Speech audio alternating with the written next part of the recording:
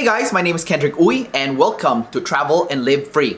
In this channel, we cover topics on how to travel around the world as a Canadian and also how to make money online so that if you love traveling so much and you don't want to go back home, then you have the option of traveling for as long as you want, and because you're working from your laptop, then you don't have to go back home.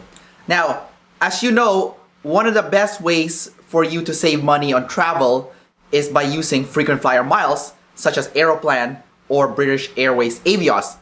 But a lot of people are scared of getting a lot of credit cards to get these points because they feel like it's gonna hurt their credit score negatively.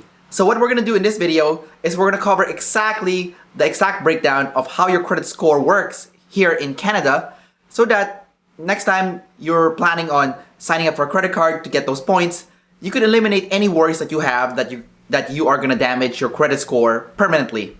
Now, before we start on the topic on how your credit score works here in Canada, go ahead and go to the description below and enter your email to the Travel and Live Free newsletter and get monthly updates on the latest thing that's happening in the Travel and Live Free universe. On top of that, you're also going to get a 10-step cheat sheet on how to travel around the world as a Canadian. So go ahead and do that right now. So how does your credit score works? A lot of people are afraid that signing up for a new credit card or canceling a credit card will actually affect your credit score negatively. But is that true? Well, actually, sometimes actually having more credit card can positively impact your credit score. And that's what we're going to cover right now. So how does the credit score breakdown works? Well, the first and biggest part of the pie, which I'll show you right now, is actually your payment history. Do you pay your bills on time? And are you always paying off your balance? Because if so, that's 35% of the pie of how your credit score works. So as long as you're paying your bills on time, you're gonna be okay in terms of paying off your credit score. The next thing that you need to keep in mind, the next big part of the pie of how your credit score is distributed is actually your credit utilization. So how does credit utilization work?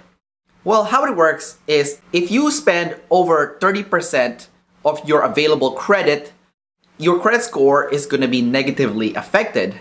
However, if you only use under 30% of your available credit, you're actually going to be A-okay in terms of your credit score. And as a matter of fact, your credit score can actually go up as a result of utilizing your credit below 30%. I'll give you an example. Let's say you sign up for 3 different credit cards. Okay, so let's say you have a CIBC Aeroplan Visa, let's say you have a TD Aeroplan Visa, and let's say you have an American Express card. Let's say your American Express card has a limit of $5,000, your CIBC card has a limit of $3,000, and your TD card has a limit of $2,000. So all in all, you have about $10,000 worth of credit available to you for you to use. Now, how does 30% work? Well, let's say you've used $3,000 of the $10,000 that you have available for you as credit. That means that you've used 30% or below of your available credit, and your credit score is actually going to go up. However, if you spend more than $3,000 out of the $10,000 that you have available, now you're over 30%, and now you can potentially hurt your credit score. Now, it's not just using 30% of your available credit, it's also using 30% per credit card. So let's say you have the CIBC Visa card and your available credit is $3,000. Well, you're only allowed to use 30% of that. And if you go over 30% of your available limit for that $3,000, you're gonna hurt your credit score. So it's best to use under 30% of your available credit for individual credit cards as well.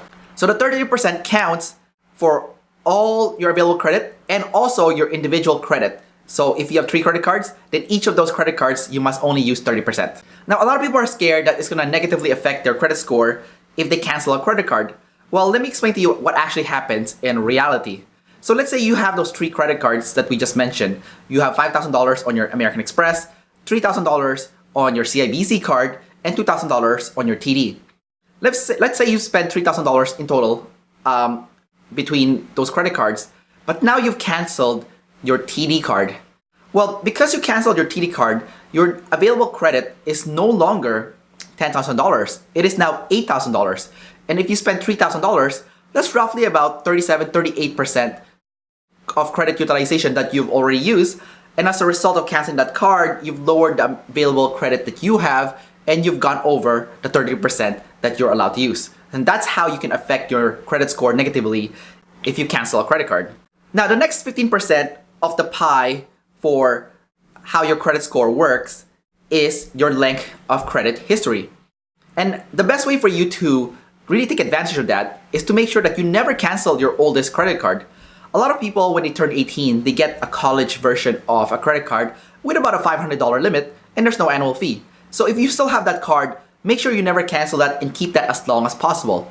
Now, if it's already too late and you've canceled that credit card, well, go ahead and just keep whatever oldest credit card that you have. Hopefully it's one with no annual fee, and just keep it for the rest of your life to keep that length of credit strong and take advantage of that 15% of length of credit history. So a lot of people who cancel credit cards all the time, they're actually negatively affecting that unless they already have a credit card that they've had for a long time, such as their first credit card that they've always had, and that's going to count as part of your length of credit history. The next 10% is type of credit use. And there's different types of credits that you can use. There is credit card, there is mortgage, there is bills such as your phone plan or your car payments or student loans, and don't forget charge cards with American Express. And the more variety that you use for credit, the higher your type of credit score will increase. So it's always good to have a variety. Now, one cool neat thing is that if at some point of your life you've gotten a student loan, that means that is going to be permanently on your record. So even though there's no balance anymore, it's going to be permanently on your record, and it's actually going to help you with the type of credit use in your credit score history. Now, the last thing that people are scared of, the last 10%, is actually new credit. This is when you apply for a new credit card. And it is true that when you apply for a new credit card, you will lose some of your credit score points. Typically, it's only single digits from my experience. However, if you go crazy and you sign up for 4, 5, 6 credit cards, you could potentially hurt your credit score. So try to be a little bit on the conservative side and don't sign up for more than 3 credit cards if you are new at this.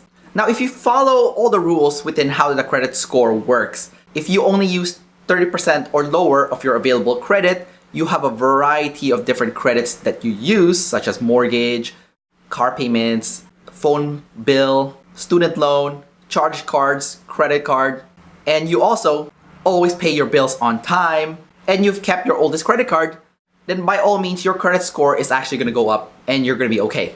So don't worry about it, and just make sure that before you use any strategies that involves earning lots of points and miles through credit card, be responsible with how you use your credit and make sure that you follow the rules that we talked about on how to keep your credit score high and prevent it from dropping. Well, I hope that you enjoyed this video and you found it helpful. So go ahead and like, subscribe, and leave your comments below. And don't forget to share to any of your friends or family members that you think will benefit from watching this video. And if you need additional help, we do offer an online Canadian travel course on how to save money on travel. So go ahead and check that out in the link below. Otherwise, I'll see you in the next video. Take care and see you again.